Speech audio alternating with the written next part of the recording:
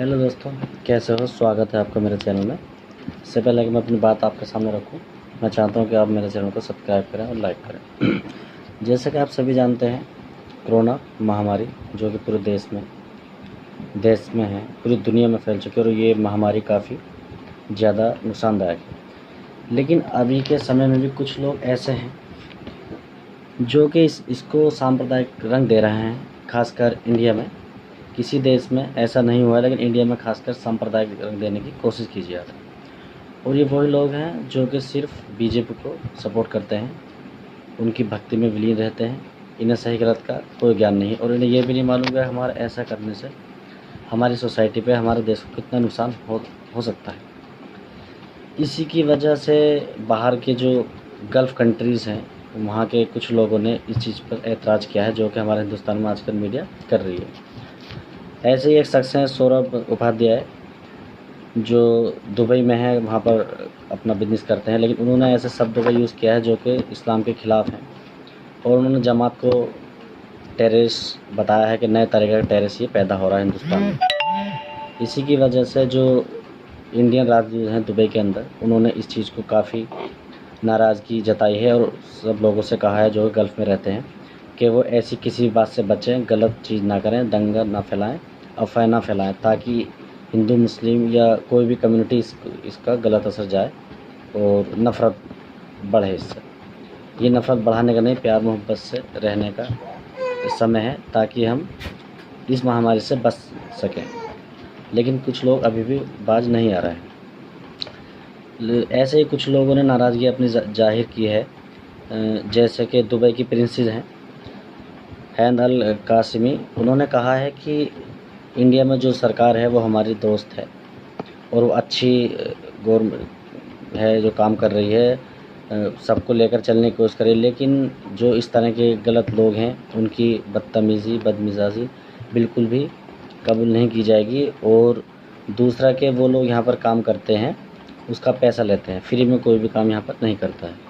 ये नाराज़गी उन्होंने जाहिर की है। रॉयल फैमिली से ताल्लुक़ रखती हैं, वो राजकुमारी हैं सऊदी अरब में। और दूसरे एक कतर के ministry of Ausaf and Islamic affair से हैं, अब्दुल अल शोर का। उन्होंने कहा है कि अगर इस तरह का कोई भी ब्रूटल बयान आता है जो कि मुस्लिम कम्युनिटी को परेशान किया जाता है बिना वजह और जिसका कोई फैक्ट नहीं है, तो हम अगर ऐसा होगा तो हम इंडियन गोट्स को इंपोर्ट करना बंद कर देंगे। और अगर ऐसा होता है तो इससे हमारी इकोनॉमिक्स पे और बहुत फ़र्क पड़ेगा। उन्होंने नाराज़गी जाहिर की है अपनी, जिस तरह का प्रोपेगेंडा हिंदुस्तान में चल रहा है न्यूज़ के द्वारा, लोगों के द्वारा, गवर्नमेंट के द्वारा, तो उस पर उन्होंने काफ़ी नाराज़गी जाहिर की है। पीएमओ ऑफिस को ट्वीट किया है उन्होंने। और दूसरे शक हैं आपका, इसके बाद पीएमओ ऑफिस से प्रधानमंत्री जी ने कहा है कि ये जब वीडियो, ये 15 और 19 अप्रैल के वीडियो हैं, 15-17 अप्रैल के वीडियो हैं, 18 अप्रैल के वीडियो। 19 अप्रैल को पीएम मोदी ने 5:15 बजे अपना ट्वीट किया है। उन्होंने कहा है, जब वहाँ से दबाव आया है तो उन्होंने कहा है कि ये बीमारी कोई भी मज़हब, जात या किसी भी कम्युनिटी को बिलोंग नहीं करती। ये महामारी है जो कि सबको बराबर देखती है, ये किसी को भी हो सकता है और इसको मज़हब का रंग ना दिया जाए।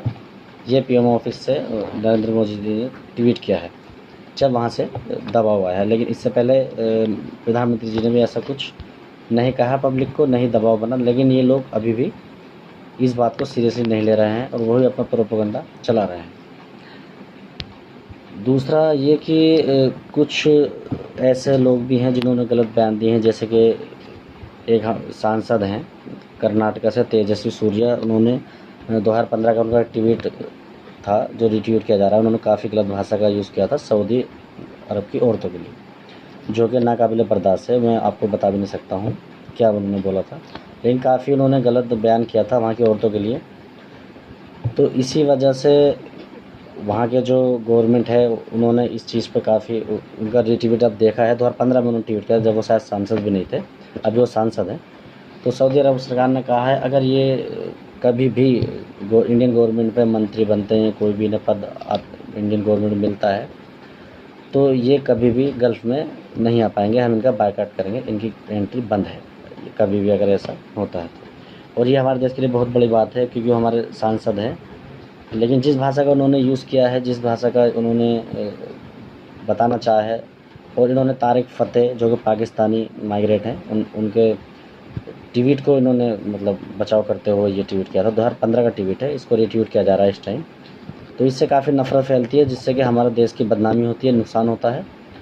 और दूसरा कुछ ऐसा भी है कि एक गल्फ़ में जो कंट्रियाँ हैं उनमें बहुत जगह इस चीज़ का एतराज़ हो रहा है, बहुत गलत इसको माना जा रहा है कि इससे मुस्लिम कम्युनिटी को टारगेट किया जा रहा है। उन्होंने इस चीज़ की शिकायत इंटरनेशनल कोर्ट में करने का भी प्लान बनाया, जो कि बहुत जल्द वो इंटरनेशनल कोर्ट में इसकी शिकायत करने वाले हैं, क्योंकि हिंदुस्तान में प्रोपेगेंडा फैलाया जा रहा है मीडिया के द्वारा, और मीडिया अभी भी बाज नहीं आ रही। उसका सिर्फ एक ही मकसद है, किसी भी तरह से कम्युनलाइज़ किया जाए हिंदुस्तान में, और इससे सीधा सीधा सरकार को फ़ायदा होता है। सरकार की कोई भी खामी या कोई भी ऐसी चीज़ का वो नहीं करते हैं जिससे कि कुछ ऐसी चीज़ बाहर निकले ताकि नफ़रत ना फैले, लेकिन वो लोग नफ़रत को फैलाने का ही काम कर रहे हैं, बाकी कुछ नहीं कर रहे। इसीलिए जब देखा उन लोगों ने, जो गल्फ़ कंट्री में लोग हैं, उन्होंने देखा तो उन्होंने चीज़ को ट्वीट पढ़े, लोगों ने शिकायतें की उनसे, तो उन्होंने इसके बाद ये एक्शन लिया है और काफ़ी कड़े शब्दों में निंदा की है, जिससे सरकार पर फ़र्क पड़ा है।